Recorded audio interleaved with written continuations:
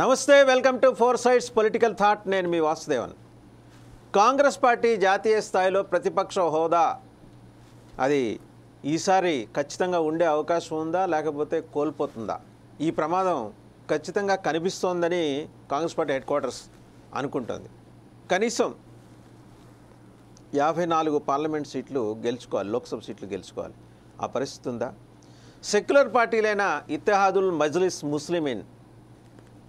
Ittehadul Muslimeen MIM, మరొక secular party Indian ముస్లిం league, ఈ రెండు సెక్యులర్ పార్టీల సహకారంతో కానీ కాంగ్రెస్ పార్టీ ఈసారి 50 అంకె దాటే పరిస్థితి లేని సందర్భంలో మొన్న రామ జన్మభూమిలో జరిగిన బాలరాముడి విగ్రహ ప్రతిష్టాపన కార్యక్రమాన్ని కూడా కాంగ్రెస్ పార్టీ బహిష్కరించాల్సి వచ్చింది. ఎక్కడ ఆ కార్యక్రమానికి వెళ్తే సెక్యులర్ పార్టీలైన మజ్లిస్ అలాగే ముస్లిం లీగుల కోపానికి గురవ్వాల్సి వస్తుందని వాయిదా వేసుకుంది. కానీ కాంగ్రెస్ పార్టీ ఆదేశాన్ని ధిక్కరించి యూపీలోను హిమాచల్ ప్రదేశ్ మంత్రివర్గం నుంచి అయితే 7-8 మంది క్యాబినెట్ మంత్రులు అక్కడికి వచ్చారు. చాలా చోట్ల కర్ణాటక నుంచి కూడా. కర్ణాటకలో అయితే రాష్ట్ర వ్యాప్తంగా ఆ రోజు ఈ దీపసేవ చేశారు. సో కాంగ్రెస్ పార్టీ బహుశా ఇంతటి విషాదకరమైన దురదృష్టకరమైన పరిస్థితిని, వాతావరణాన్ని పార్టీ పుట్టి బుద్ధిరిగినప్పటి నుంచి ఎదుర్కోలేదు.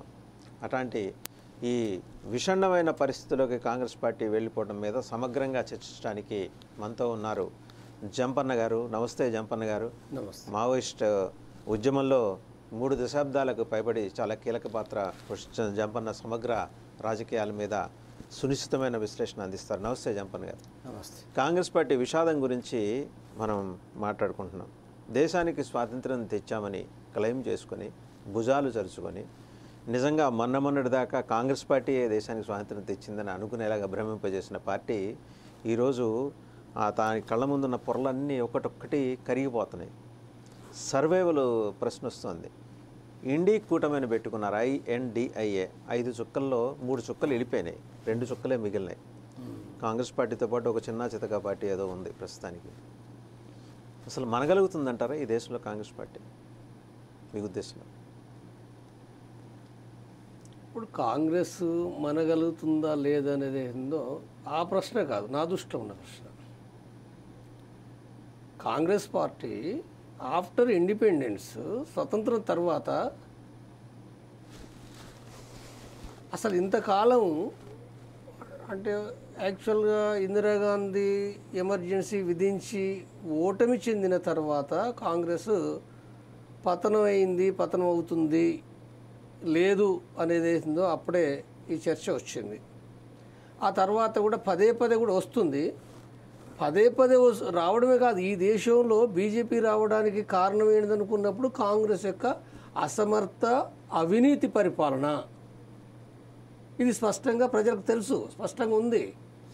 ఇది ఉన్నప్పటికీ కూడా మళ్ళీ ఆ కాంగ్రెస్ను కేంద్రంలో గెలిపించారు, వివిధ రాష్ట్రాల్లో కూడా గెలిపించిన చరిత్ర కూడా మనకు తెలిసిన విషయం. అది అంటే కర్ణాటకలో అయినా లేదా రీసెంట్గా తెలంగాణలో కాంగ్రెస్ వస్తుంది అన్నది 1 year క్రితం ఎవరికి లేదు. 1 year క్రితం అంటే టీఆర్ఎస్ లేదా టీఆర్ఎస్కి పోటీగా బీజేపీ రావచ్చు అనేది ఉన్న దృశ్యం అది.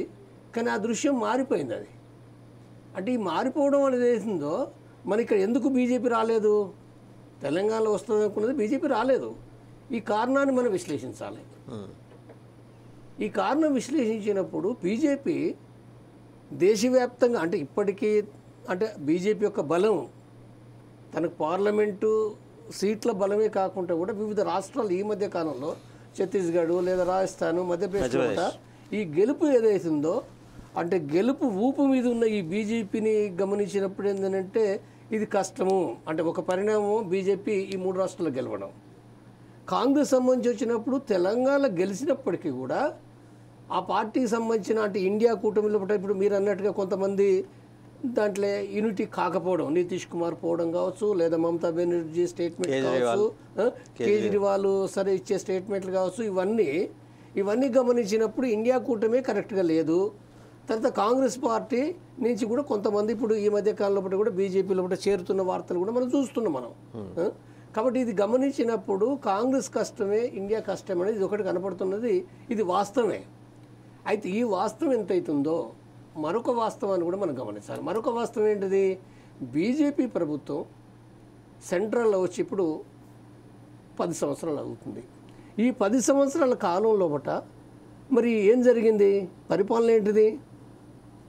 పరిపాలన అంటే మన పరిపాలన గమనించినప్పుడు పరిపాలన లోపట సాధారణ ప్రజల కోణ నుంచి కనుక మనం గమనిస్తే సాధారణ ప్రజలకు దక్కింది ఏంటిది? వాళ్ళ ప్రయోజనాలు ఏం నెరవేరినాయి? ధరలు పెరిగినాయి, విపరీతంగా ధరలు పెరిగినాయి. ధరలు పెరగడమే కాదు, శ్రామిక వర్గాలకు సంబంధించిన దానిపైన కూడా ఏంటంటే ఒక రకంగా అంటే వాళ్ళ జీతాలు ఏమున్నాయి, వాళ్ళ ఉద్యోగాలు ఏమున్నాయి? ఉద్యోగాలు ఉన్నాయా? నిరుద్యోగ సమస్య ఏమైంది? ఉద్యోగాలకి భద్రత లేదు. అసలు ఉన్న గవర్నమెంట్ ఏవైతే ఉన్నాయో వాటిని ప్రైవేట్ పరం చేశారు. ఆల్రెడీ గతంలో కాంగ్రెస్ చేసిన దాని యొక్క కొనసాగింపు, దాంట్లో భాగంగా ఆ ప్రైవేట్ పరం అనేది తీవ్రతరమైంది.